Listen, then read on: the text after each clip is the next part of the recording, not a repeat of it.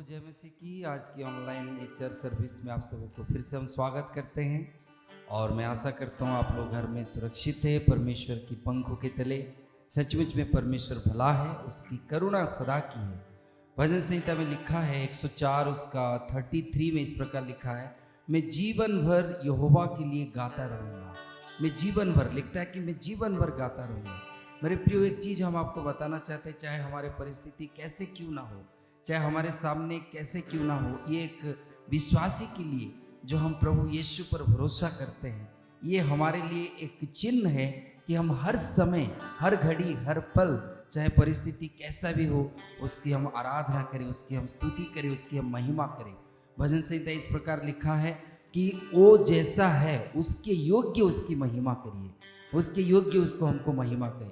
और हम अपने होठों का जो स्तुति रूपी बलिदान है, इब्रानी का लिखने वाला उसका 13 अध्याय 15 पद में इस प्रकार लिखा है कि स्तुति रूपी बलिदान जो हमारे होठों के फल, जो उसके नाम की अंगीकार करता है, उसको हम सर्वदा चढ़ाया करें। यही हमारे लक्ष्य होनी चाहिए। यही परमेश्वर चाहता है कि हर समय, हर घड़ी हम बड़ी आनंदित होकर, बड़ी मगन होकर उसके नाम के लिए हम उसकी स्तुति और महिमा करेंगे। आइए मेरे साथ मिलकर कुछ गीतों को गाएंगे और परमेश्वर के नाम की महिमा करेंगे। बहुत पुराना सा गीत है, सबको हम जानते हैं। सेनाओं का यहोवा हमारे संग संग है, याकूब का परमेश्वर हमारा ऊंचा गढ़ है। आइए मिलकर गाएं, सबको मिलकर आनंद के साथ परमेश्वर के नाम की महिमा करें और कहे, प्रभु तू सेनाओं का यहोवा है, तू हमारे संग संग रहता है। सेनाओं का यहोवा हमारे संग संग है, याकूब का परमेश्वर हमारा ऊंचा गढ़ है। सेनाओं का यहोवा हमारे संग संग है, याकूब का परमेश्वर हमारा ऊंचा गढ़ है।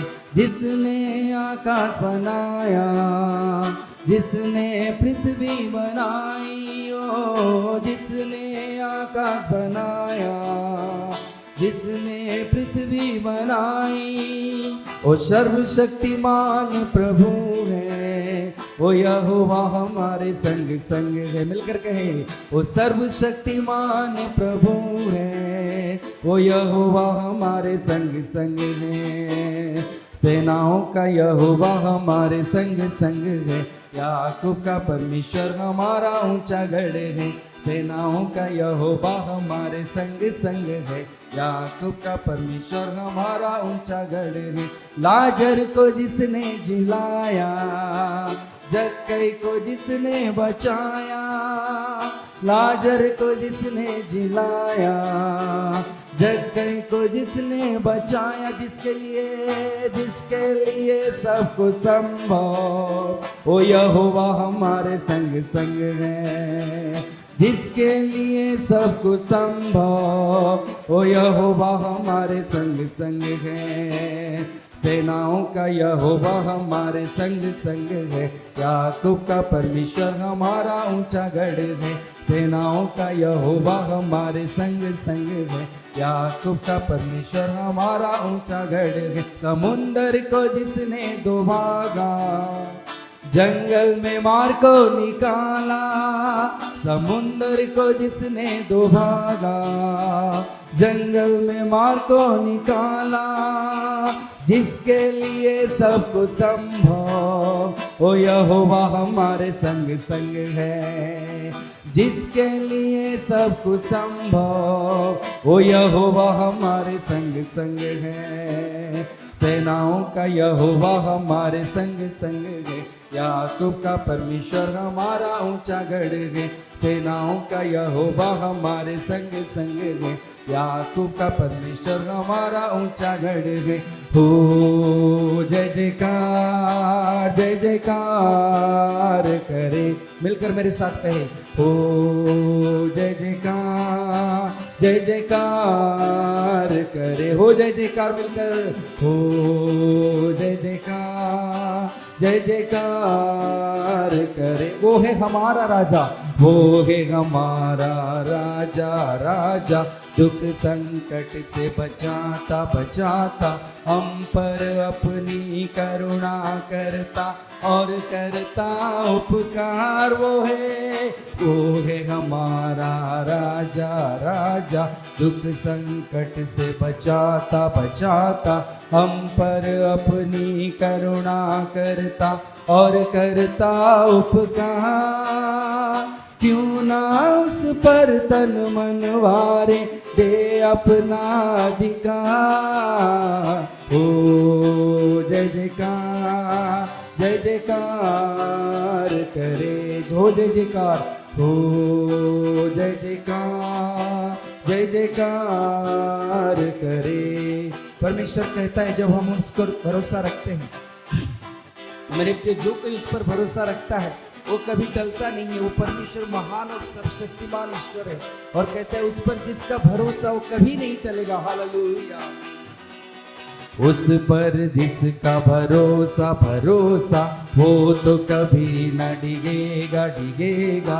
चाहे बीमारी चाहे गरीबी चाहे हो आकाश, उस पर जिसका भरोसा भरोसा वो तो कभी न डिगेगा डिगेगा।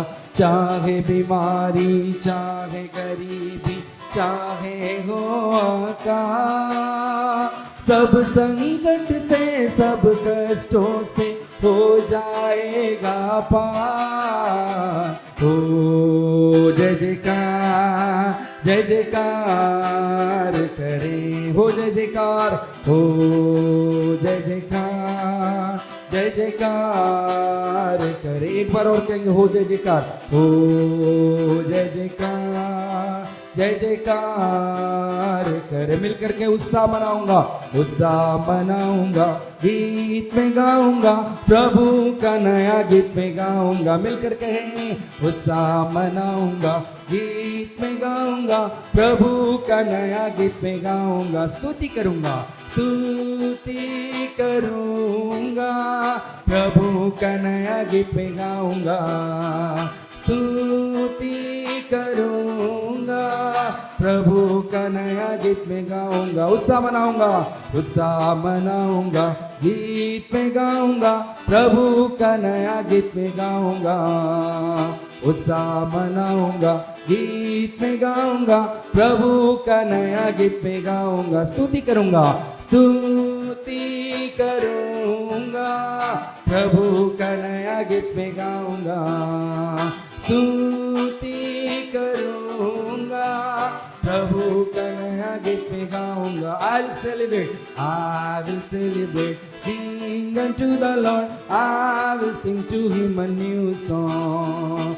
I will celebrate, sing unto the Lord, I will sing to him a new song.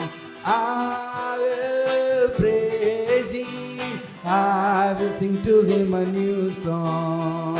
I will praise him, I will sing to him a new song. Sing unto the Lord a new song. Sing unto the Lord all the earth. Sing unto the Lord a new song. Sing unto the Lord all the earth. Sing unto the Lord. Sing unto the Lord a new song. Sing unto the Lord all the earth. Sing unto the Lord a new song. Sing unto the Lord all the earth. हमारे प्रिय प्रभु परमेश्वर महान है, सब शक्तिमान है। जब हम उसके गीतों को गाते हैं, जैसे हमने कहा, जिस महिमा की वो योग्य है उस महिमा के अनुसार जब हम उसके गीतों को गाते हैं, वो परमेश्वर हमारे बीच में रहता है। आइए हम उसकी आराधना करें और कहे, प्रभु जी मेरे छोटे हृदय से मैं अपने महान प्रभु की आराधना करूं। और उसकी आराधना में, सच्चाई में, आइए आत्मा और सच्चाई में उसकी आराधना करें। मेरे छोटे हृदय से मेरे महान प्रभु की आराधना करूं। टूटे हुए कुंड को मेरे कुम्हार के पास लाकर ठीक करने की विनती करूं। मेरे छोटे हृदय से मेरे महान प्रभु की आराधना करूं। टूटे हुए कुंड को मेरे कुम्हार के पास लाकर ठीक करने की विनती करूं। हो सन्ना यहूदियों के राजा को। हो सन्ना आने वाले राजा को मिलकर कहें हो सन्ना यहूदियों के राजा को। हो सन्ना आने वाले राजा को। उसने अपने महिमा से हमको भर दिया है प्रभु जी, तो अपनी महिमा मुझको दिया है प्रभु जी, इसलिए मैं तेरा धन्यवाद करता हूँ। मैं मिट्टी से बनाया गया हूँ प्रभु जी, तूने मुझे मिट्टी से बनाकर अपने महिमा और अब मेरे नथनों में तेरी सांसें को फूंक दिया प्रभु, इसलिए धन्यवाद करता हूँ।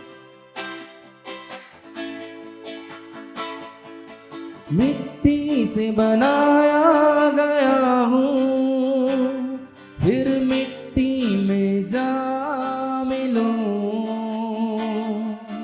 मिट्टी से बनाया गया हूँ, फिर मिट्टी में जा मिलूं। मुझ मिट्टी को महिमा में बदलने तेरे महिमा को त्याग दिया। मुझ मिट्टी को महिमा में बदलने तेरे महिमा को त्याग दिया। हो सन्ना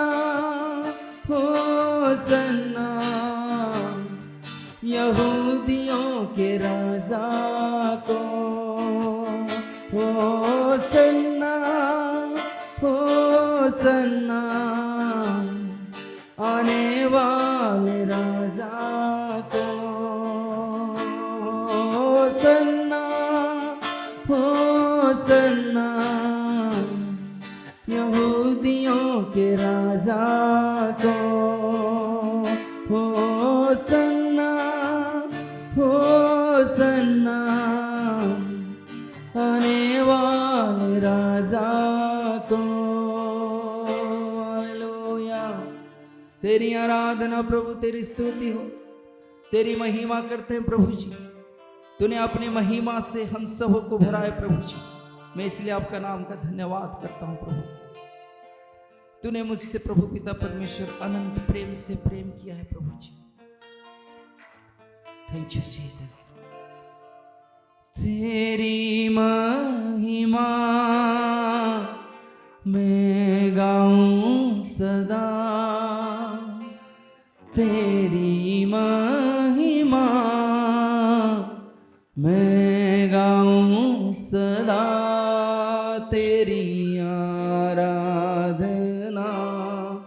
करूंगा, तेरी आराधना करूंगा। मेरे साथ मिलकर कहे प्रभु, तेरी महिमा मैं गाऊं सदा, तेरी महिमा मैं गाऊं सदा। तेरी आराधना करूंगा, तेरी आराधना करूंगा। ये हाथों को उठा कर कहे प्रभु जी, तू धन्य है, सर्वश्रेष्ठ है, तेरे जैसा नहीं और कोई। तू धन्य है, सर्वश्रेष्ठ है, तेरे जैसा नहीं और कोई। Hallelujah hallelujah hallelujah hallelujah hallelujah hallelujah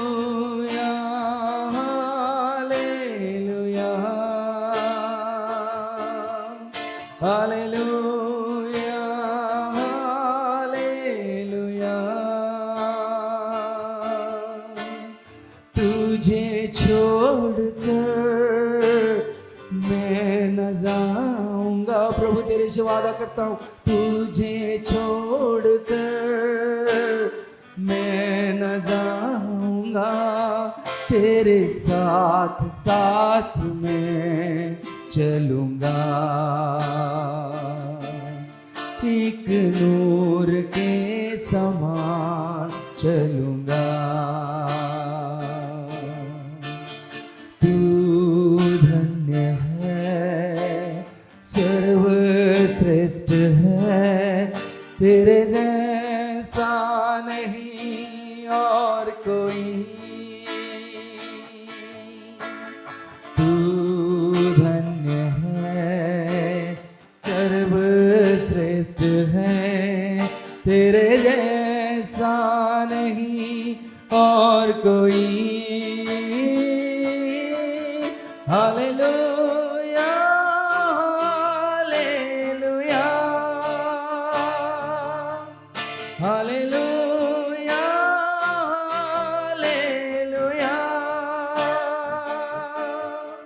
hallelujah hallelujah hallelujah hallelujah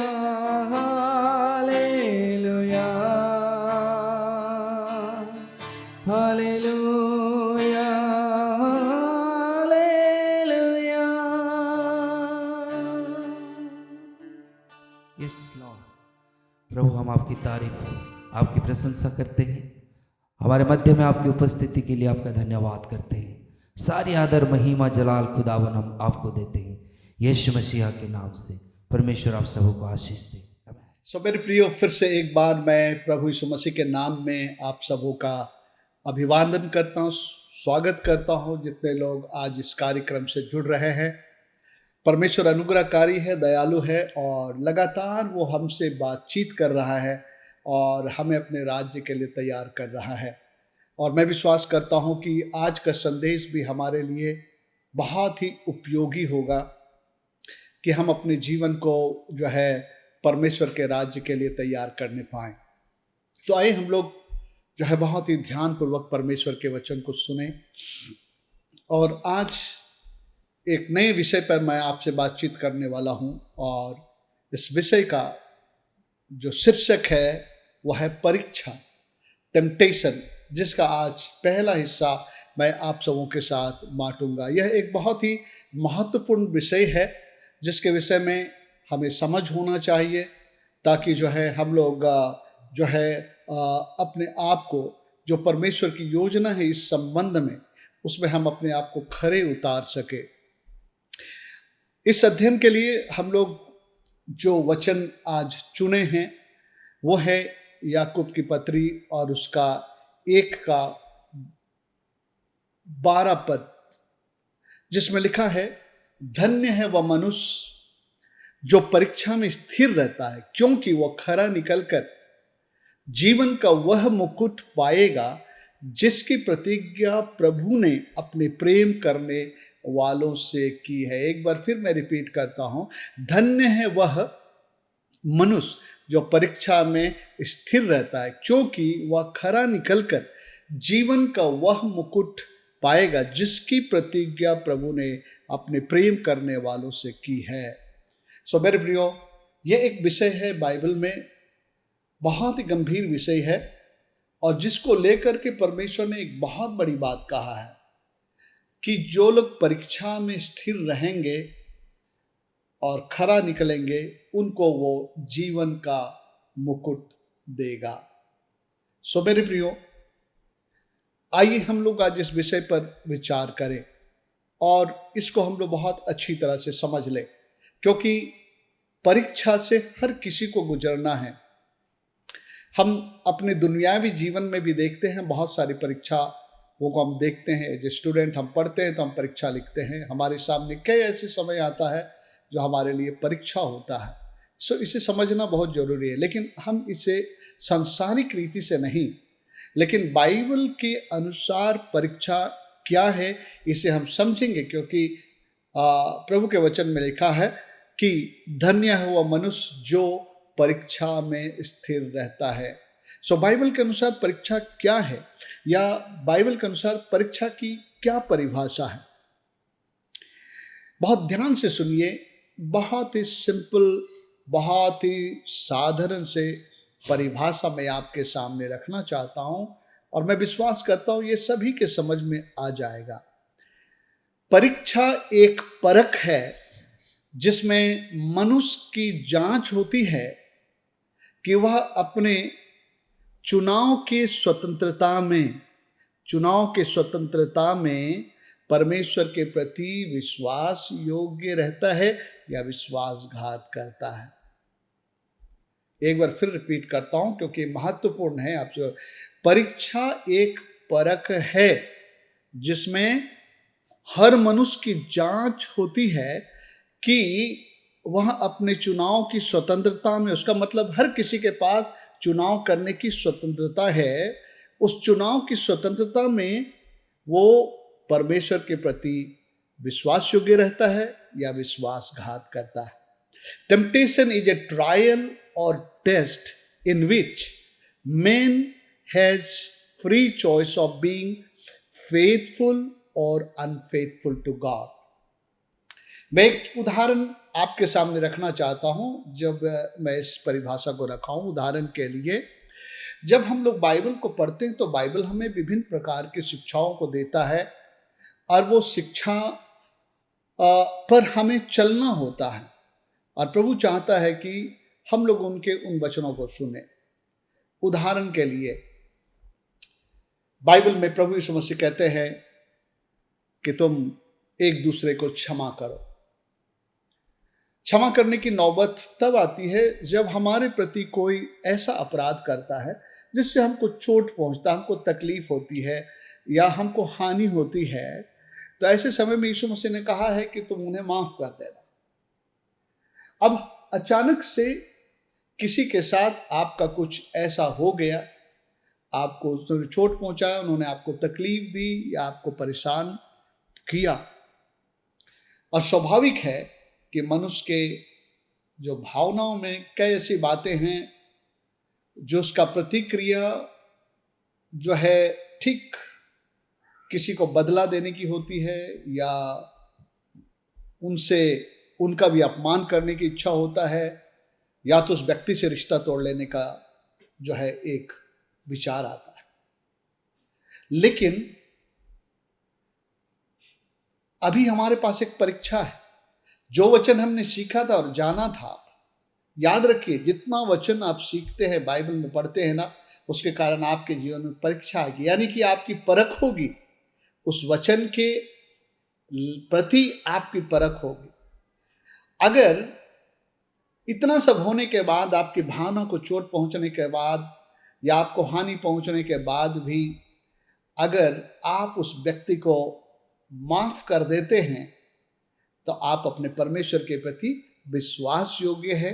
आप अपने भावनाओं के खिलाफ जा करके, अपने तकलीफ के खिलाफ जा करके आप प्रभु के प्रति विश्वास योग्य रहने के लिए निर्णय किए। अगर इसके उल्टे आप अगर ऐसा कर देते कि आप अपने भावना के आवेश में आकर के जो आपका भावना कह रहा है आप उसके अनुसार व्यवहार करते, कहते अब से मैं तुम्हारे साथ कोई रिश्ता नहीं रखूंगा, अब जो है आप उनको माफ नहीं करते, बल्कि आपके अंदर उसके अंदर कड़वाहट आ जाता, तो आप परमेश्वर के प्रति विश्वासघात करने वाले होते। दूसरे शब्दों में ये जो परीक्षा आई आपके सामने क्षमा करने के संबंध में, आप उसमें स्थिर ना रह सके, और अगर आप इसमें स्थिर ना रह सके तो ये वचन जो है धन्य है वह मनुष्य जो परीक्षा में स्थिर रहता है, क्योंकि वो खरा निकल कर जीवन का वह मुकुट पाएगा जिनकी प्रतिज्ञा प्रभु ने अपने प्रेम रखने वालों से की है। आप इससे चूक जाएंगे, क्योंकि एक परीक्षा आई और आप उस परीक्षा में स्थिर नहीं रह पाए। परीक्षा का एक और परिभाषा मैं देना चाहता हूं, क्योंकि परीक्षा को आप एक परिभाषा में डिफाइन नहीं कर सकते हैं, क्योंकि परीक्षा का भी जो है कई आयाम है। दूसरी बात जो परीक्षा के विषय में कहना चाहता हूं, परीक्षा किसी ऐसी चीज को पाने या करने की इच्छा जिसके विषय में आप जानते हैं कि आप वो नहीं करना चाहिए, आप जानते हैं ये बातें मुझे नहीं करना चाहिए, लेकिन उसकी इच्छा या प्रलोभन आपके अंदर आती है और आप जो नहीं करना चाहिए आप वो करते हैं। मसीह होने के नाते हम लोगों को पता है क्या हमें करना चाहिए, क्या नहीं करना चाहिए। चाहे हम कैसे भी मसीह हों, जो हम चर्च जाते रहे हों, परमेश्वर के वचन से हम लोग सुनते आए हैं बहुत सारी बातों को, हमें किन बातों को नहीं करना चाहिए, लेकिन हम देखते हैं उन्हीं बातों से संबंधित परीक्षाएं हमारे जीवन में आती है। और परीक्षाएं कुछ ऐसी चीजें हैं जो सचमुच में हमको अपनी ओर आकर्षित करती है, और कई बार जो है जो हमें नहीं करना चाहिए, जिससे हमको भागी नहीं होना चाहिए, उन चीजों में भागी हो जाते हैं। उदाहरण के लिए हम लोग जानते हैं कि अश्लीलता पाप है, पोर्नोग्राफी पाप है, और आज कई बार जब हमारे पास एंड्रॉयड फोन होता है उसमें आज कई ऐसे साइट आते हैं जो पोर्नोग्राफी साइट आ जाते हैं, अश्लीलता के साइट आ जाते हैं। और हम लोग जानते हैं मत्ती रचित सुसमाचार उसके 6 अध्याय और उसके 22 पद से, अगर मैं गलती नहीं कर रहा हूं तो लिखा है, शरीर का दिया तो आंख है। यदि आंख हमारा निर्मल है तो सारा शरीर निर्मल होगा, लेकिन अगर हमारा आंख अगर अंधेरा हो जाए तो वो अंधियारा कैसा होगा। क्यों नहीं आए, हम लोग खोल कर पढ़ लेते हैं, मैं कंफर्म भी हो जाएगा स्क्रिप्चर। मत्ती रचित सुसमाचार और उसका 6 अध्याय, और आइए हम लोग जल्दी से पढ़ लेते हैं। मत्ती सुसमाचार 6 अध्याय। प्रभु यीशु मसीह ने अपने पहाड़ी उपदेश में जब शिक्षा देना शुरू किया तो उसने ये बातें कही। जी हाँ, मैं सही हूँ। मत्ती 6:22 पर, शरीर का दिया आंख है, इसलिए यदि तेरी आंख निर्मल हो तो तेरा सारा शरीर भी उजियाला होगा, परंतु यदि तेरी आंख बुरी हो तो तेरा सारा शरीर भी अंधियारा होगा। इस कारण वह उजियाला जो तुझ में है, यदि अंधकार हो तो अंधकार कैसा होगा। हम में से किसी को कोई ऐसा व्यक्ति नहीं होगा जिनके पास ये टेम्पटेशन नहीं है कि हम वो देखें जो बाइबल बतलाती है हमें नहीं देखना चाहिए। गंदी बातों को देखना नहीं चाहिए, गंदे साइट्स को नहीं देखना चाहिए। लेकिन आज हमारे पास जो डिवाइस है, आज हमारे पास जो डिवाइस में बहुत सारे ऐसी चीज़ें हैं और ये हमको अपील करते हैं, और हम जानते हैं वो मेरे लिए सही नहीं है, लेकिन कई बार जो है हम लोग उन चीज़ों में अपने आप को दे देते हैं। तो मैंने कहा परीक्षा किसी ऐसी चीज को पाने या करने की इच्छा जिसके विषय में हम जानते हैं कि हमको नहीं करना चाहिए। द डिजायर टू हैव और do something that you know that you should not. आप जानते हैं ये नहीं करना चाहिए, लेकिन फिर भी उसका आकर्षण इतना है कि कुछ देर तो आप अपोज करते हैं, लेकिन उसके बाद फिर उसको दे देते हैं। तो यहां पर आप खरे नहीं उतरे, आपने अपने आप को उसमें दे दिया, और आज कितने लोग ऐसा कर रहे हैं मेरे प्रियो। सो ये दूसरा परिभाषा था। तीसरा एक और मैं कहना चाहूंगा, परीक्षा बुरी बात करने का प्रलोभन है।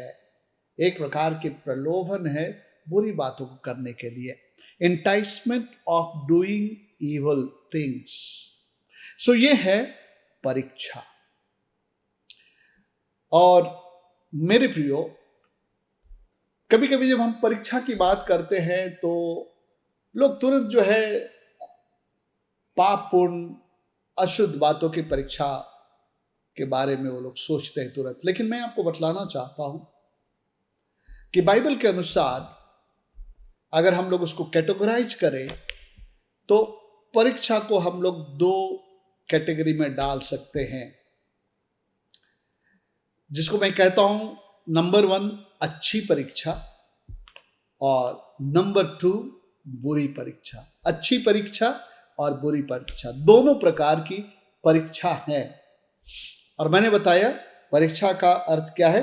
परीक्षा एक परख है, मेरा और आपका परख है, जिसमें मनुष्य की जांच हो जाती है कि वह अपने चुनाव की स्वतंत्रता में उस बात के प्रति, परमेश्वर के प्रति विश्वास योग्य रह जाता है खरा निकलकर, या तो फिर उसमें स्थिर नहीं रह करके, उसमें शामिल होकर के परमेश्वर के प्रति विश्वासघात कर जाता है। तो आज मैं अच्छी परीक्षा से शुरू करूंगा। हम लोग देखेंगे ये कितने सीरीज में आता है ये टीचिंग।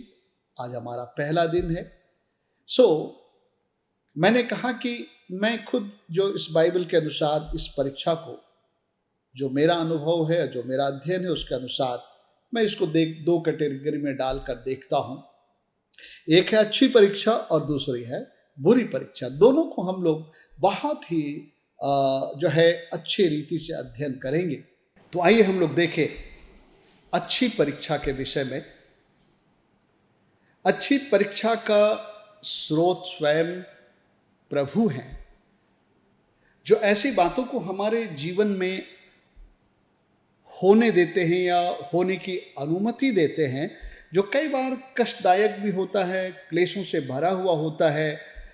और इन बातों में जब हम लोग बिना कुड़कुड़ाए हुए परमेश्वर को काम करने देते हैं, तो इसके द्वारा हमारे जीवन में परमेश्वर कुछ खास गुणों को पैदा कर पाता है, कुछ खास चरित्र को पैदा कर पाता है, हमको कुछ ऐसे कंडीशन कर पाता है जिसके द्वारा हम भविष्य में परमेश्वर की योजना में खरे उतर सके, उन योजनाओं को हम पूरी कर सके।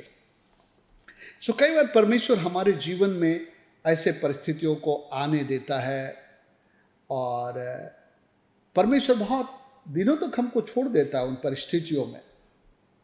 कभी कभी हम लोग कुछ फाइनेंशियल प्रॉब्लम में आ जाते हैं और हम लोग बहुत सारी प्रतिज्ञाओं को बोलते हैं बाइबल से, परमेश्वर की ओर से, इन आर्थिक आशीषों के विषय में हैं, लेकिन पहले कभी कभी आपका उत्तर बहुत जल्दी आ जाता था, आपको आशीष मिल जाती थी, लेकिन उसके बाद परमेश्वर कुछ समय के लिए हमको छोड़ देता है जब हम आर्थिक तंगी और परेशानियों से होकर के गुजरने लगते हैं और ऐसा लगता है कि हमारी कोई सुनवाई नहीं हो रही है।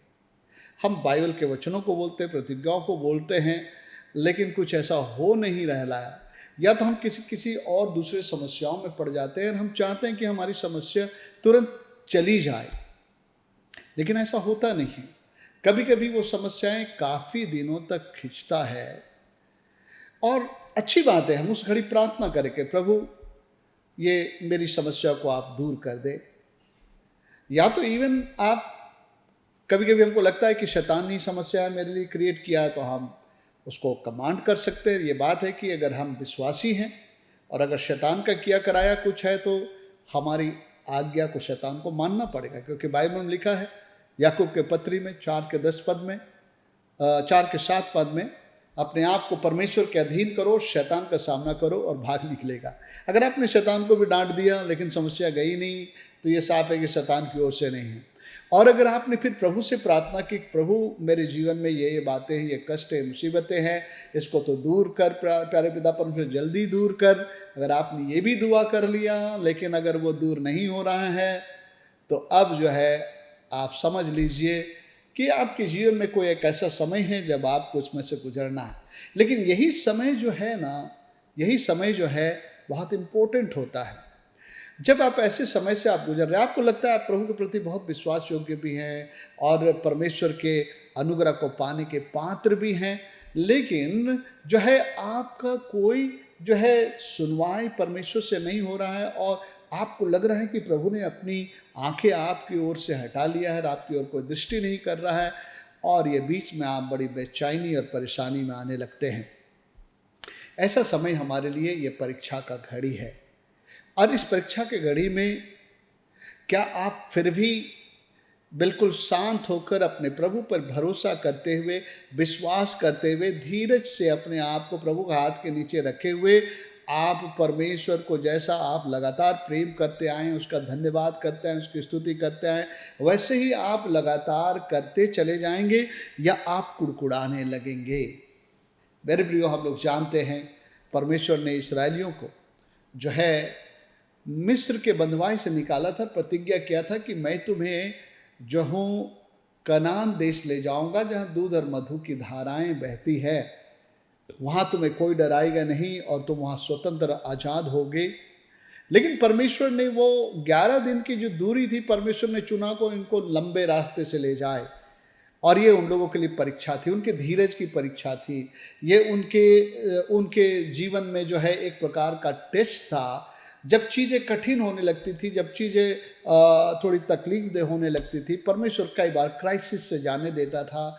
और उस घड़ी हम लोग, जो लोग बाइबल को पढ़े, हम लोग देखेंगे इस्राएली लोग कुड़कुड़ाने लगे, बुड़बुड़ाने लगे और मूसा को दोष देने लगे और जो है यहाँ तक कहने लगे हम लोग क्यों बेकार का मिस्र को हम लोग छोड़कर वापस आए, वहाँ हमको ये मिलता था, वहाँ मिलता था, लेकिन अब तो हम लोग इस प्रभु के बात पे यहाँ पर आ गए, हमें नहीं मिल रहा है। आप देखते हैं इस्राएली लोग कुड़कुड़ा रहे थे, बुड़बुड़ा रहे थे, वो लोग धीरज नहीं धर रहे थे, प्रभु के प्रतिज्ञा पर विश्वास नहीं कर रहे थे कि जिसने उसे मिस्र से निकाला, प्रतिज्ञा किया हुआ हमें ले जाएगा। इसलिए बार बार उनके कुड़कुड़ाने बुड़बुड़ाने की बात हम लोग सुनते हैं।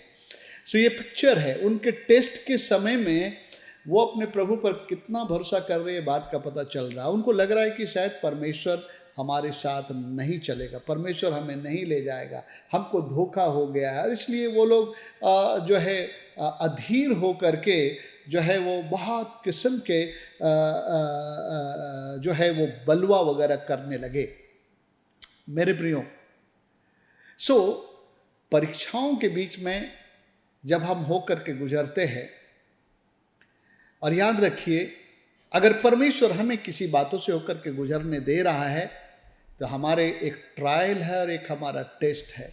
इसके दरमियान में हम अपने प्रभु को काम करने देते हैं या नहीं, या हम धीरज धरते हैं नहीं, या हम विश्वास करते हैं नहीं कि मेरा प्रभु, मैंने अपने जीवन को जिसके हाथ में सौंपा है वो मेरे हानि नहीं करेगा, लेकिन वो हमारा लाभ पहुंचाएगा। क्योंकि हम लोग पढ़ते हैं यिर्मयाह की किताब, प्रभु कहता है कि परमेश्वर के पास जो योजना है हमारे हानि के लिए नहीं है, भलाई के लिए है। सो मेरे प्रियो, जब परीक्षाएं आती है उस घड़ी हम क्या स्थिर होकर खड़े रहते हैं? जब हमने शैतान को भी डांट लिया, समस्या दूर नहीं हुई, प्रभु से भी प्रार्थना कर लिया, प्रभु ने भी कोई समाधान नहीं लाया, तो उसके बाद हमारा व्यवहार क्या होता, हमारा सोच क्या होता? क्या हम परमेश्वर को एक प्रकार से जो है परमेश्वर से अपनी जो है अपनी शिकायत करने लगते हैं, या हम परमेश्वर के प्रति जो हमारा भक्ति था उस पर कमी करने लगते हैं? मैंने तो कई बार सुना, मैं कितना प्रार्थना कर रहा हूँ, अब तो कुछ सुनवाई नहीं हो रहा है, तो मेरा क्या फ़ायदा प्रभु के पास आकर, इस तरह से कई बार लोग कहते हैं।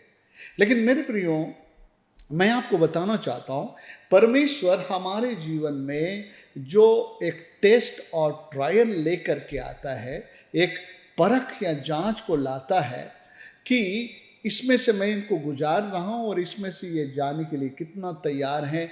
और जब इनके जीवन में ये लोग धीरज के साथ अपने प्रभु पर भरोसा करते हुए कि प्रभु जो कर रहा है मेरे जीवन में वो मेरे लाभ के लिए है, ऐसा सोच करके वो परमेश्वर पर धीरज धरते ही नहीं। जो लोग धीरज धरकर अंत तक जो है वो खड़े रहते हैं, परमेश्वर उनके जीवन में कुछ उत्तम बातों को करता है। एक वचन को मैं पढ़ना चाहता हूँ जो पौलुस ने लिखा 2 कुरिन्थियों और उसका 4 अध्याय और उसका 17 पद में, क्योंकि हमारा पल भर का हल्का सा क्लेश, जो कष्ट में से होकर जा रहे, जो क्लेश से होकर जा रहे, लिखा है क्योंकि हमारा पल भर का हल्का सा क्लेश हमारे लिए बहुत ही महत्वपूर्ण और अनंत महिमा उत्पन्न करता है।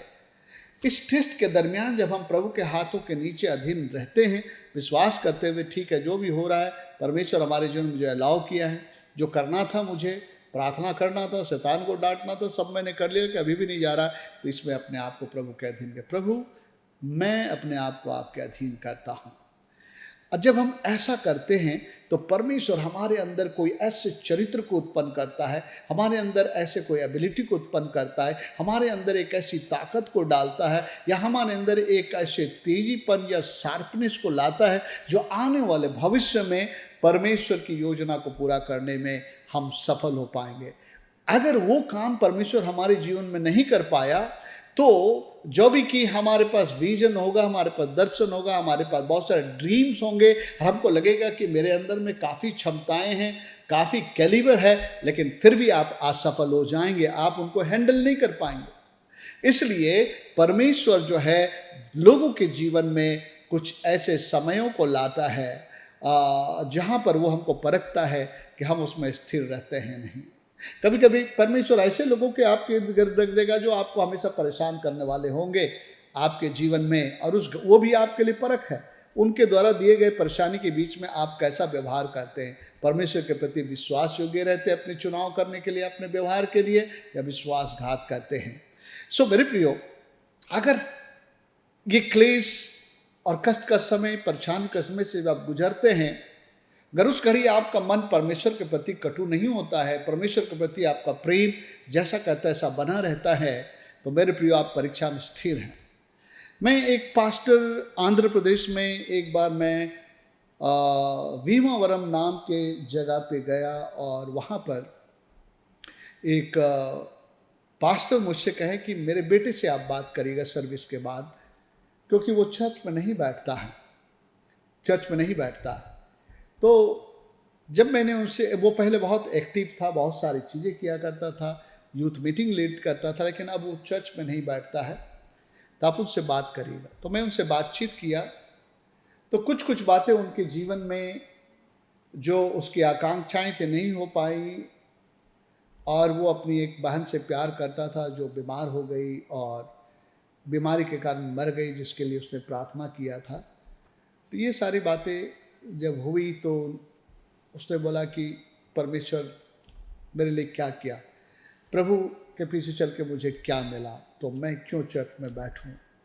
सो मेरे प्रियो, वो भाई परीक्षा को नहीं समझ पाए, और जो है वो परमेश्वर से नाराज़ हो गए, अपने आप को प्रभु से दूर किया। मैंने उसका काउंसलिंग किया, लेकिन वहाँ पर मैं केवल एक ही 2 दिन के लिए था।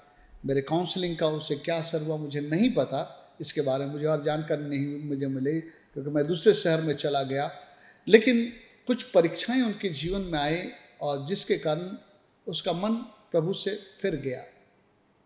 सो मेरे प्रियो, परीक्षा के समय में हम स्थिर रहते हैं, बिना कुड़कुड़ाए, परमेश्वर पर भरोसा करते हुए कि जो भी हो रहा है उससे मेरे लिए भलाई को परमेश्वर उत्पन्न होगा, जो क्लेश से जा रहा हूँ महिमा को उत्पन्न करेगा, इसके द्वारा परमेश्वर मेरे लिए कुछ अच्छा ही करेगा। ऐसा करके धीरज धर के प्रभु के सामने हम बने रहते हैं, या हम कुड़कुड़ाते हैं। परीक्षा के समय में आपके अंदर में प्रभु के प्रति नाराजगी आती है, या आपके अंदर में ये एटीट्यूड होता है, ये मनोवृत्ति होता है। हबक्कुक की किताब में एक वचन मैं पढ़ना चाहता हूँ। यहाँ पर एक वचन लिखा है आखिरी अध्याय में, हबक्कुक उसके 3रा अध्याय, और यहाँ पर 17 और 18 पद को पढ़ना चाहता हूँ। परीक्षा के समय में जब लगता है कि प्रभु मुझे कुछ नहीं दे रहा, प्रभु मेरे साथ नहीं, प्रभु मेरे लिए कुछ, मेरी आशीष नहीं आ रही है, मैंने इतना प्रार्थना किया, दुआ किया, उस समय में आपके अंदर क्या होता है? क्या आप परीक्षा में स्थिर खड़े हैं? अगर आप स्थिर हैं, प्रभु पर भरोसा जता रहे हैं, धीरज धर रहे हैं, तो प्रभु के वचन को सुनिए क्या लिखा है। आपके अंदर क्या मनोवृत्ति होगी? आप कहेंगे, क्योंकि चाहे अंजीर के वृक्ष में फूल ना लगे और ना दाख लताओं में फल लगे, जलपाए के वृक्ष से केवल धोखा पाया जाए और खेतों में अन्न ना लगे, भेड़शालाओं में भेड़ बकरियां ना रहें और ना थानों में गाय बैल हो, तो भी मैं यहोवा के कारण आनंदित और मगन रहूंगा और अपने उद्धारकर्ता परमेश्वर के द्वारा अति प्रसन्न रहूंगा। ये उन लोगों का पिक्चर है जो लोग परीक्षा के समय में जब उनको लगता है कि प्रभु उनको साथ नहीं दे रहा, प्रभु उनको छोड़ दिया या परमेश्वर कुछ कर रहा है उनके जीवन में, उस दरमियान में ये लोग कुड़कुड़ा नहीं रहे लेकिन स्थिर हैं, बोल रहे कोई फर्क नहीं पड़ता है, चाहे ये बातें हुई या नहीं हुई, परमेश्वर क्यों होने दिया है मैं जानता हूँ, लेकिन जो है मैं तो इन सारे चीज़ों के बावजूद भी मैं परमेश्वर का धन्यवाद करूँगा और अपने प्रभु में आनंदित और मगन हूँगा, मैं कुड़कुड़ाऊँगा नहीं। अगर हम ऐसा करते हैं तो हम परीक्षा में स्थिर है। और आप जानिए उस दरमियान जब आपको लग रहा था कि ये कैसा समय है कि मतलब कि परमेश्वर मेरी नहीं सुन रहा, परमेश्वर मेरी ओर नहीं देख रहा, बल्कि मैं जिस सिचुएशन में उस सिचुएशन में मुझे जाने दे रहा है, उसमें पड़े रहने दिया है, मेरे प्रियो उस दरमियान में आपके अंदर परमेश्वर कोई चरित्र को निर्माण कर रहा है, कोई ऐसी एबिलिटी को बना रहा है, कोई ऐसी चीज़ को आपके जीवन से अलग कर रहा है। शायद आपकी अपने जीवन की निर्भरता को प्रभु खत्म कर रहा है कि आप जो है अपने ऊपर निर्भरता करके आप भूल जाए मेरी सारी बुद्धि बल शक्ति खत्म हो गई, मैं कुछ नहीं कर सकता हूँ। या तो आपके अंदर में कोई गर्व या घमंड है जो आपको आगे पतन कराने वाला है, इसलिए परमेश्वर पहले से आपके घमंड को चूर कर देना चाह रहा है, आपको नम्र और दीन बना देना चाह रहा है, ताकि आगे को आप जो है आपके जीवन के लिए जो प्रभु ने रखा उसको कर सके और आने वाले दिनों में आप उस आशीष को काटे। ये परीक्षा की घड़ी व्यर्थ नहीं है मेरे प्रियो। जब ऐसे समय से हम गुजरते, जब हमको लगता है कि प्रभु नहीं है साथ में, शैतान बोलेगा प्रभु ने आपको छोड़ दिया, आप चिंता मत करिए, परमेश्वर कभी नहीं छोड़ता अपने लोगों को, लेकिन अपने लोगों को वो अनुमति देता है कि उसमें से गुजरे परीक्षाओं से।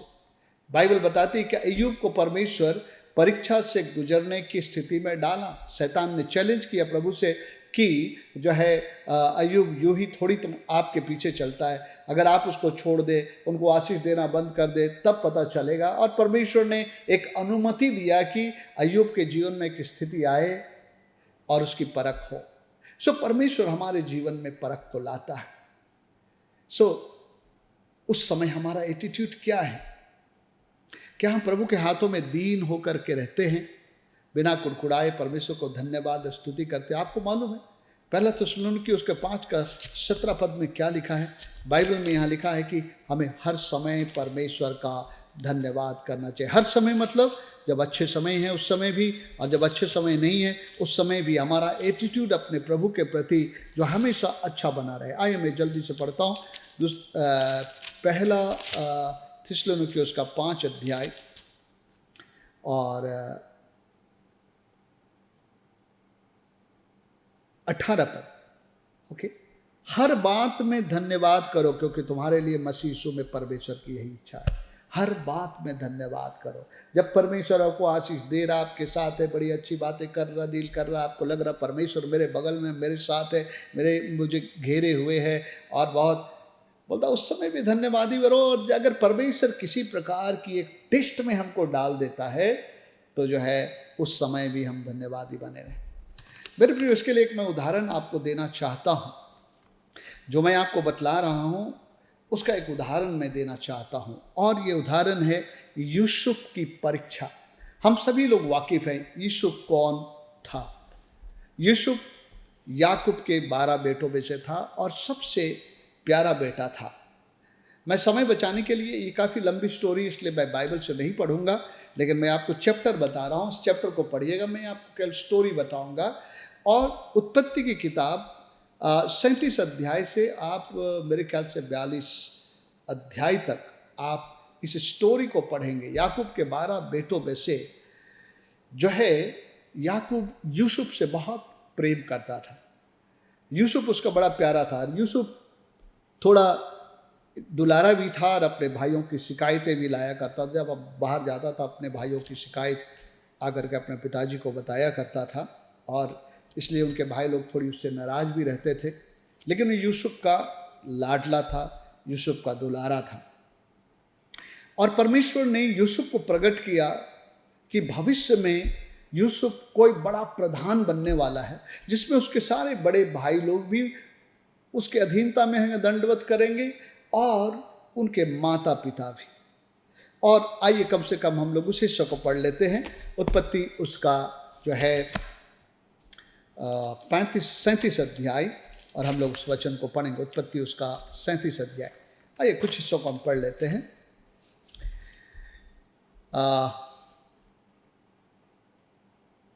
3 पद से हम लोग पढ़ते हैं। इस्राएल अपने सब पुत्रों से बढ़ के यूसुफ से प्रीति रखता था, क्योंकि वह उसके बुढ़ापे का पुत्र था, और उसने उसके लिए एक रंग बिरंगा अंगरखा बनाया था, स्पेशल ड्रेस उनके लिए बनाया था।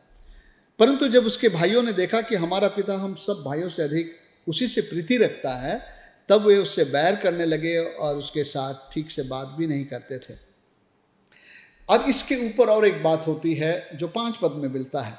यूसुफ ने एक स्वप्न देखा। स्वप्न किया था और उसने अपने भाइयों से उसका वर्णन किया, तब वे उससे और भी ज़्यादा द्वेष करने लगे। स्वप्न किया था, उसने उनसे कहा, जो स्वप्न मैंने देखा उसे सुनो। हम लोग खेत में पूले बांध रहे हैं और क्या देखता हूं कि मेरा पूला उठकर सीधा खड़ा हो गया। तब तुम्हारे पूलों ने मेरे पूले को चारों तरफ से घेर लिया और उसे दंडवत किया। एक तस्वीर था कि वो अपने भाइयों से बड़ा होगा, वो प्रधान होगा और इन लोगों को उसकी अधीनता में होना होगा। तब उसके भाइयों ने उससे कहा, क्या सचमुच तू हमारे ऊपर राज्य करेगा, या क्या सचमुच तू हम पर प्रभुता करेगा? इसलिए उसके सपनों और उसकी बातों के कारण उससे और भी अधिक बैर करने लगे। यूसुफ बहुत ही खुश हुआ कि प्रभु ने मुझे एक दिन प्रधान बनने के लिए बुलाया है। उसके बाद और एक स्वप्न देखता है। 9 पद में लिखा है, फिर उसने एक और स्वप्न देखा और अपने भाइयों से उसका भी यूं ही वर्णन किया। सुनो, मैंने एक और स्वप्न देखा है कि सूर्य और चंद्रमा और 11 तारे मुझे दंडवत कर रहे हैं। और ये बात जाकर वो कहता है, इस स्वप्न का उसने अपने पिता और भाइयों से वर्णन किया। तब उसके पिता ने उसे डांट कर कहा, यह कैसा स्वप्न है जो तूने देखा है? क्योंकि उसको समझ में आया इसका अर्थ क्या है। क्या सचमुच मैं और तेरी माता, तेरे भाई सब जाकर तेरे आगे भूमि पर गिर के दंडवत करेंगे?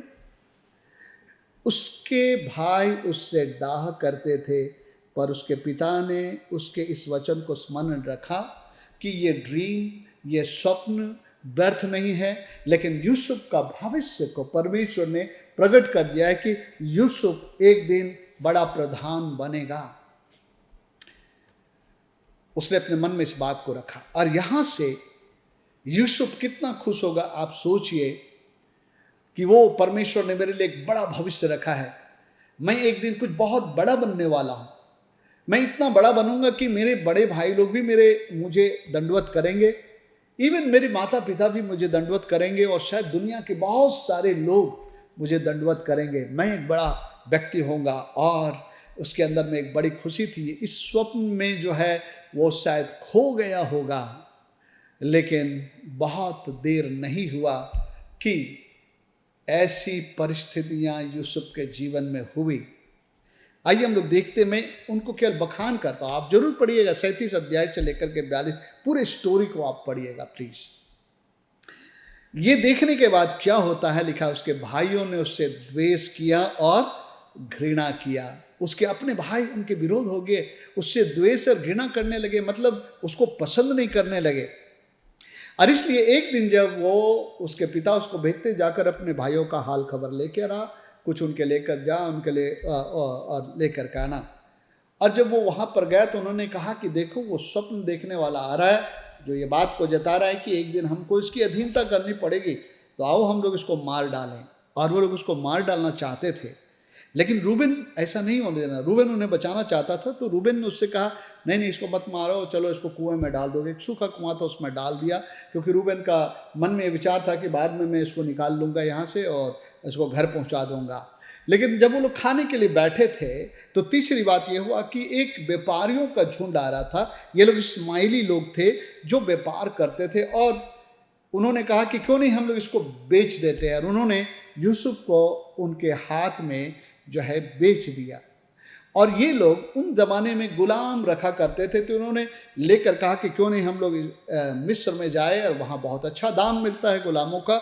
और वो लोग वहाँ ले जा करके जो है पोतीफर नाम का एक फिरौन का जो कर्मचारी था, एक अच्छे पद का हाकिम था, उसके हाथ उन्होंने बेच दिया दास होने के लिए, गुलामी करने के लिए, उनके काम करने के लिए। अब सोचिए यूसुफ के मन में क्या हो रहा होगा। अगर हम और आप होते तो क्या होता है। कितना बड़ा ड्रीम प्रभु ने दिखाया कि मैं एक प्रधान होने वाला, सब लोग मुझे दंडवत करने वाले। यहाँ तो उल्टे उनके भाइयों ने उसे जो कुएं में डाल दिया, उसके बाद जो है उसको इस्माइलियों के हाथ में बेच दिया, उसके द्वारा वो एक दूसरे देश में जो है गुलाम होने के लिए बेच दिया गया।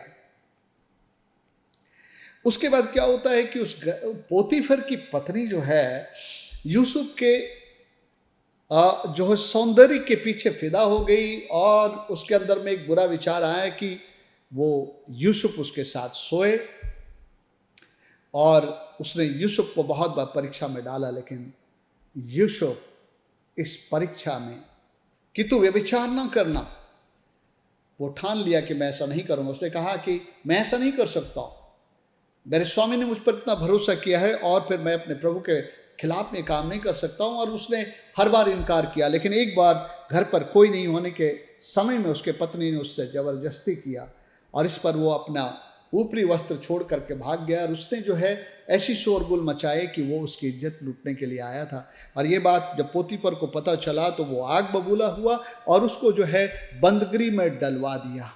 आप सोचिए यूसुफ को क्या लग रहा होगा। जहाँ लोग उसे दंडवत करने वाले थे, अब एक जगह गुलाम बना, गुलाम के बाद ये बंदगृह में डाल दिया गया। बंदगृह कोई अच्छी जगह नहीं होती जहाँ पर जाके इंसान खुश रह सके, और उस बंदगृह में डाल दिया गया। तो बंदगृह में भी जो है परमेश्वर उसके साथ था, और जो है बंदगृह में भी जो उनको फेवर मिला, और वहाँ पर लोगों की देखभाल करने लगा। और उसी के दरमियान ये सोचिए, जब यूसुफ 17 साल का था तब ये स्वप्न देखा था, और अभी उसके 1 वर्ष बीत गए, 2 वर्ष बीत गए, 3 वर्ष बीत गए, 4 वर्ष बीत गए। इस तरह से वर्ष बीतते जा रहे, एक के बाद एक नकारात्मक घटना घट रहा है। यूसुफ तो सोच रहा था मैं एक प्रधान बनूंगा, लेकिन उसके साथ तो कई किस्म की स्थितियां हैं, और हर जगह वो जो होके जा रहे हैं। लेकिन एक बात यूसुफ के बारे में पूरे इन अध्याय में कहीं भी आप एक कमेंट यूसुफ के मुंह से नहीं पाते हैं, कोई कुड़कुड़ाहट यूसुफ के मुंह से नहीं कहते कि प्रभु आपने तो कहा कि मैं प्रधान बनूंगा, आज तो मैं किसी का दास बन रहा हूं, मैं तो सताया जा रहा हूं, मेरे ऊपर ज्यादती हो रही है। ऐसा कहीं भी कुड़कुड़ाने की बात नहीं सुनाई देती है। परमेश्वर का कार्य हो रहा है। यूसुफ ने अपने आप को प्रभु के हाथ में सौंप दिया है। उसके बाद जो है बंदगृह में जब डाल दिया गया तो बंदगृह में एक घटना घटी, और उसको आप लोग उत्पत्ति 40 अध्याय उसके 20 से 23 पद तक पढ़ सकते हैं। आइए हम उसको पढ़ लेते हैं। और इस समय में यूसुफ को जो है एक मौका मिला कि जो है कुछ ऐसा करे जो उसके लिए आगे जाकर रास्ता खोले।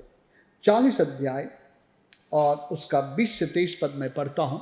यहाँ पर वो बंदगृह में है, और बंदगृह में और भी कैदी लोग हैं, और उस कैदियों के बीच में राजा के कुछ जो है कर्मचारी थे जिन्होंने स्वप्न देखा, दुखी थे, और वो उनका स्वप्न बताता है। 40 अध्याय। इसके दरमियान में प्रभु जो है उसके जीवन में कई परिस्थितियों को आने दे रहा है, और कोई परिस्थिति उनके लिए आसान नहीं था, कठिन था। हाँ, और यहाँ पर लिखा है 40 अध्याय 20 से 23 पद को केवल मैं पढ़ देता हूँ। यहाँ पर उनके जो है 2 लोगों ने स्वप्न देखा। आइए हम लोग पढ़ ही लेते हैं उस स्वप्न के बारे में। ओके, 7 पद से पढ़ता हूँ। इसलिए उसने फिरौन के उन हाकिमों से जो उसके साथ उसके स्वामी के घर में बंदगृह में थे पूछा, आज तुम्हारे मुंह क्यों उदास है? उन्होंने उससे कहा, हम दोनों ने स्वप्न देखा है और उनके फल का बताने वाला कोई भी नहीं। यूसुफ ने उनसे कहा, क्या स्वप्नों का फल बताना परमेश्वर का काम नहीं है? तो मुझे अपना स्वप्न बताओ। तब पिलाने हारों का प्रधान अपना स्वप्न यूसुफ को यूं बताने लगा, मैंने स्वप्न देखा कि मेरे सामने एक दाखलता है, और उस दाखलता में 3 डालियां हैं, और उसमें मानो कलियां लगी है, और वे फूली और उनके गुच्छों में दाख लगकर पक गई। फिरौन का कटोरा मेरे हाथ में था, और मैंने उन दाखों को लेकर फिरौन के कटोरे में निचोड़ा और कटोरे को फिरौन के हाथ में दे दिया। तब यूसुफ ने कहा, इसका फल यह है। 3 डालियां का अर्थ है 3 दिन, इसलिए अब से 3 दिन के भीतर फिरौन तेरा सिर ऊंचा करेगा, यानी फिर से तुमको नौकरी में रख लेगा और फिर से तेरे पद पर तुझे नियुक्त करेगा। तू पहले के समान फिरौन का पिलाने वाला होकर उनका कटोरा उसका हाथ में दिया करेगा। सो दूसरा कैदी ये कहता है 16 पद में, लेकिन वो कहता है, उसको एक बात बोलता है, लेकिन जब तुम्हारा एक काम हो जाएगा ना तो मेरा तुम जो है रिकमेंडेशन करना फिरौन के पास में कि मुझे इस दशा से बाहर निकाले, ऐसा करके जो है उनसे वो अपेक्षा करता है कि वो ऐसा करे। और अपनी दशा के बारे में उसको वर्णन करता है कि तुम मेरे बारे में जो है राजा से कहना। 16 पद में दिखता है, यह देखकर कि उसके स्वप्न का फल अच्छा निकला, पकाने हारे के प्रधान ने यूसुफ से कहा, मैंने भी स्वप्न देखा, वो यह है कि मैंने देखा कि मेरे सिर पर सफ़ेद रोटी की 3 टोकरियां हैं और ऊपर की टोकरी में फिरौन के लिए सब प्रकार की पक्की पकाई वस्तुएं हैं और पक्षी मेरे सिर पर की टोकरी में से उन वस्तुओं को खा रहे हैं। यूसुफ ने कहा, इसका फल यह है, 3 टोकरियों का अर्थ 3 दिन, अब से 3 दिन के भीतर फिरौन तेरा सिर कटवा कर तुझे एक वृक्ष पर टंगवा देगा और पक्षी तेरे मांस को नोच कर खाएंगे। आगे लिखा है 20 से 23 पद, तीसरे दिन फिरौन का जन्मदिन था। उसने अपने सब कर्मचारियों को भोज दिया और उनमें से पिलाने वाले के प्रधान, पकाने वाले के प्रधान दोनों को बंदगृह में से निकलवाया। पिलाने हारे के प्रधान को तो पिलाने हारों के प्रधान को तो पिलाने हारों के पद पर फिर से नियुक्त किया और वह फिरौन के हाथ में कटोरा देने लगा, पर पकाने हारों के प्रधान को उसने टंगवा दिया, जैसा यूसुफ ने उनके स्वप्नों का फल उनसे कहा था। 23 पद, लेकिन एक ट्रेजेडी था। उसको लगा कि मैं ये बात बताया हूँ और अब की बार मेरा कुछ जो है राजा के द्वारा ये रिकमेंडेशन होगा तो मुझे इस दशा से निकालेंगे। लेकिन 23 पद में, फिर भी पिलाने वाले के प्रधानों ने यूसुफ को स्मरण ना रखा परंतु उसे भूल गया। यानी कि परमेश्वर अभी भी स्ट्रेच कर रहा है उसकी स्थिति में रख करके। यूसुफ सोच रहा है आज ये जब निकल गया है, आज जो है उसका अपने पद में स्थापित हो गया, वो राजा को मेरे विषय में बतलाएगा, राजा मुझे अपने पास बुलाएगा और जो है मैं इस दशा से बाहर होगा। लेकिन वो फिर भूल गया और मुझे नहीं मालूम कितने साल गुजरे होंगे, हो सकता है 2 साल गुजरे होंगे और कोई उसकी पूछ ना हुई। लेकिन एक बात मैं देखता हूँ, यूसुफ कहीं पर भी कुड़कुड़ा नहीं रहा, यूसुफ कहीं पर भी जो है किसी प्रकार की बातें नहीं कह रहा है। उसके बाद आता है वो आखिरी क्षण, जब परमेश्वर को लगता है कि अब यूसुफ मेरे हाथ के द्वारा इन सारे परिस्थितियों से ले जाकर आप तैयार हो चुका है, उसके अंदर वो गुण, वो क्वालिटी, वो ताकत, वो बल, वो बुद्धि, वो शक्ति मैंने स्थापित कर ली है, आगे चल कर के ये पूरे मिस्र को हैंडल कर सकता है। और तब जो है उसके लिए एक अपॉर्चुनिटी खोलता है और वो होता है जब फिरौन स्वप्न देखता है और फिरौन को स्वप्न का अर्थ बताने के लिए कोई नहीं। आप समय बचाने के लिए मैं कह रहा हूँ, आप 41 अध्याय को पढ़ लीजिएगा, ड्रीम का स्वप्न का डिटेल्स आप पढ़ लीजिएगा। 2 स्वप्न वो देखता है और बताने वाले कोई नहीं होते। तब जो है पिलाने हार को याद आता अपना दोष, अरे मैं तो भुला दिया, मैंने राजा को नहीं बताया। तब राजा के सामने वो बताता, एक है जिसने मेरे बारे में बताया था, हम दोनों के बारे में वैसे हुआ। तब राजा फिर इसको बुलाता है और राजा के सामने वो अपने परमेश्वर की महिमा करते हुए बतलाता है कि मैं स्वप्न का बताने वाला नहीं हूँ, लेकिन मेरा प्रभु बताएगा। और उस स्वप्न का अर्थ बताता है और राजा इतना प्रसन्न हो जाता है कि राजा को जो सजेशन देता है कि आप ऐसा ऐसा करिए, आने वाले 7 वर्ष जो बड़े क्लेश का समय होगा, इसलिए अच्छे समय में आप जो है अन्न इकट्ठा करिए, अकाल के समय के लिए रहे। जब ये सजेशन वो देता है तो राजा कहता है कि तुमसे इससे ज़्यादा योग्य व्यक्ति कौन हो सकता है, और ऐसा कह के रे उसको अपने देश का प्रधानमंत्री बना देता है। हालेलुया। और यूसुफ के परीक्षा का समय, टेस्ट का समय, ट्रायल का समय अब खत्म होता है। लेकिन आपको मालूम हो ट्रायल का समय कितना साल था? जब उसने स्वप्न देखा तो 17 साल का था और जब उसका ये ट्रायल ख़त्म होता है वो 30 वर्ष का हो चुका है। यानी कि 13 साल एक लंबा समय, ऐसा समय कि परमेश्वर उसके साथ नहीं है, ऐसा एहसास हो, ऐसी क्रूरता के साथ में उसके साथ व्यवहार हो रहा हो।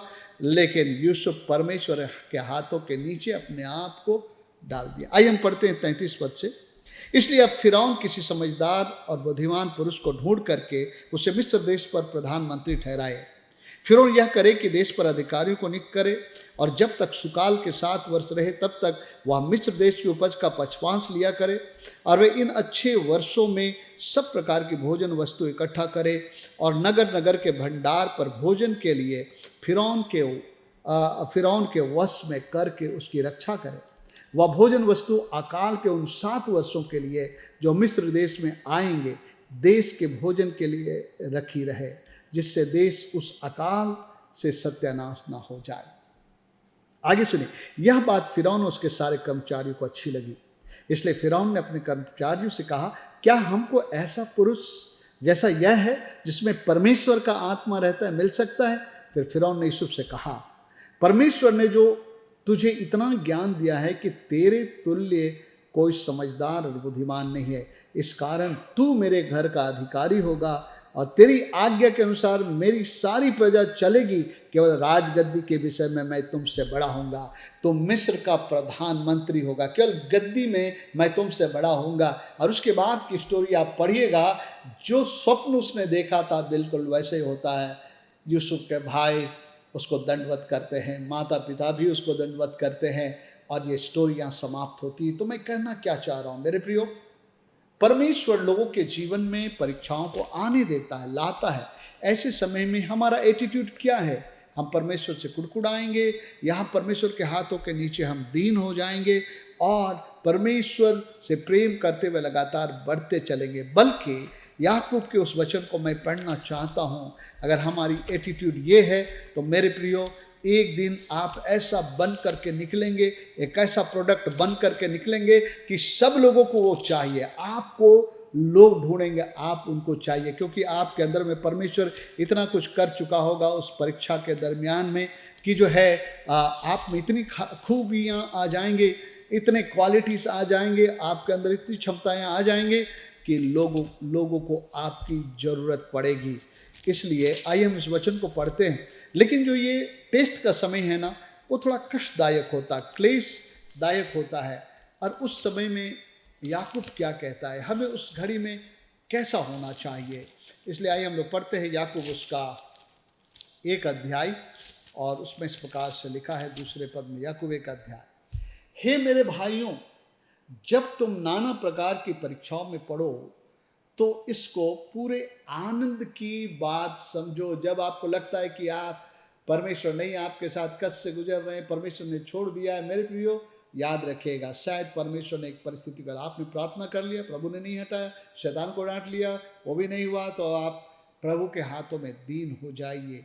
हे मेरे भाइयों, जब तुम नाना प्रकार की परीक्षाओं में पढ़ो तो उसको पूरे आनंद की बात समझो, यह जानकर कि तुम्हारे विश्वास के परखे जाने से धीरज उत्पन्न होता है, और धीरज को अपना पूरा काम करने दो कि तुम पूरे और सिद्ध हो जाओ और तुम में किसी बात की घटी नहीं रहे। यही है परीक्षा का उद्देश्य। मेरे प्रियो, यूसुफ के बारे में मैं एक वचन पढ़ना चाहता हूँ, और यूसुफ को भी इसी तरह जो है जो हुआ, वचन में ऐसा लिखा है, भजन संहिता 105 उसका 16 से 21, भजन संहिता 105 16 से 21, उसमें ऐसा लिखा है, यूसुफ के बारे में ये गवाही दी गई है। 16 से 21 पद में पढ़ता हूं। फिर उसने उस देश में अकाल भेजा और अन्न के सब आधार को दूर कर दिया। ये सब परमेश्वर उसने किया कि यूसुफ के लिए द्वार खोले। उसने यूसुफ नामक एक पुरुष को उनसे पहले भेजा था, जो दास होने के लिए बेचा गया था। एक ट्रायल का समय था, एक जांच का समय था, एक परख का समय था। लोगों ने उसके पैरों में बेड़ियां डालकर उसे दुख दिया। परमेश्वर ऐसे लोगों को रखेगा जो हमको दुख दे। जब हमको दुख देना, हम उसका शत्रु ना बने, उनको ऊपर कुड़कुड़ाए रहे, उनका बदला की भावना ना रखे, लेकिन माफ करे। लोगों ने उनके पैरों में बेड़ियां डालकर उसे दुख दिया। वह लोहे के साकलों से जकड़ा गया, जब तक कि उसकी बात पूरी ना हुई, तब तक यहोवा का वचन उसे कसौटी पर कसता रहा। यहोवा का वचन क्या था? वो स्वप्न जो उसने देखा था। तो परमेश्वर ने बोलता है कि अंग्रेजी में लिखता है, ही वॉज ट्राइड, ट्राइड, उसकी परख हुई, जांच हुई, और यहोवा का वचन उसे कसौटी पर कसता रहा। यूसुफ के सामने परमेश्वर का वचन था, यूसुफ के सामने परमेश्वर की प्रतिज्ञा थी, और परमेश्वर वो भरोसा किया कि प्रभु जो ये बोला है वो मेरे साथ करेगा। आकाश टल जाएगी, पृथ्वी टल जाएगा, लेकिन प्रभु का वचन कभी नहीं टलेगा। उसने जो प्रतिज्ञा दी है वो मेरे लिए होगा। ये समय से जो मैं गुजर रहा हूँ, शायद ये मेरे लिए एक तैयारी का समय, या मुझे मेरे अंदर में कुछ बदलने की ज़रूरत है, या मेरे अंदर में कुछ मुझे टूटने की आवश्यकता है, जिससे कि परमेश्वर मुझ पर और भरोसा कर सके और मुझे वो बना सके जो वो बनाना चाहता है। और यूसुफ का परीक्षा का घड़ी खत्म हुआ, और यूसुफ कुछ बन के निकला वहाँ से। उसके अंदर में इतनी कैरेक्टर आई, उसके अंदर में इतना जो है गुण आ गया, उसके अंदर में इतना तेज तर्रारपन आ गया कि जो है मिस्र का राजा कहता है कि इसके जैसा कौन पुरुष हो सकता है। लेकिन अगर यूसुफ कुड़कुड़ा गया होता और कहता है अरे सब बेकार की बात है, वो सारा जो मैं देखा वो सब शायद ऐसे मेरे दिमाग का अपना उपज है, छोड़ो, ये सब कुछ नहीं है, उस परमेश्वर की क्या आराधना करनी है या उस प्रभु पर क्या भरोसा करना। अगर यूसुफ इस तरह से इस परीक्षा के समय में कुड़कुड़ाया होता तो आज उसका नाम इस बाइबल पर दर्ज नहीं होता। लेकिन यूसुफ 13 साल तक परीक्षा से गुजरा, लेकिन कुड़कुड़ाया नहीं, परमेश्वर के हाथों में अपने आप को अधीन किया। परमेश्वर उसे तोड़ने की कोशिश किया और उसने टूटने के लिए अपने आप को दिया, और जो भी करना था परमेश्वर उसके अंदर में किया, और एक दिन वो वहाँ से निकल करके प्रधानमंत्री बना। तो मेरे प्रियो, ये काम है परीक्षा का, इसलिए हमें परीक्षा में स्थिर रहना। आज हमने अच्छी परीक्षा के बारे में बताया, हम और भी लोगों के जीवन में परीक्षाओं के बारे में हम बातें करेंगे इस सीरीज में। लेकिन यह यूसुफ के जीवन में हमने देखा कि यूसुफ अपने जीवन में परीक्षा के दरमियान धीरज धर के परमेश्वर के सामने दीन बना रहा, परमेश्वर के खिलाफ में कोई कुड़कुड़ाया नहीं, और उसके लिए ये वचन पूरा होता है जो हमने आपको बताया था। याकूब 1 का 12 पद, अगर मैं गलत नहीं कर रहा हूँ, एक बार मैं चेक कर लेता हूँ। मैंने कहा था याकूब उसका 1 का 12 पद, मैं देख लूँ, सही बात है। धन्य है वह मनुष्य जो परीक्षा में स्थिर रहता है, क्योंकि वो खरा निकलकर जीवन का मुकुट पाएगा, जिसकी प्रतिज्ञा प्रभु ने अपने प्रेम करने वालों से की। ये वचन यूसुफ के जीवन में पूरा हुआ। वो परीक्षा में स्थिर रहा, कुड़कुड़ाया नहीं, बुड़बुड़ाया नहीं, परमेश्वर के ऊपर भरोसा और विश्वास को नहीं छोड़ा, परमेश्वर के हाथों के नीचे दीन बना रहा।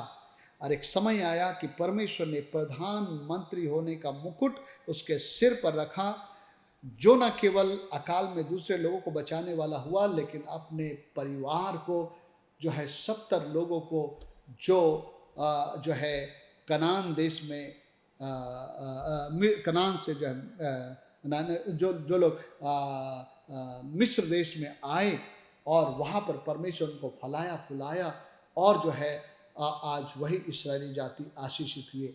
ये यूसुफ के कारण।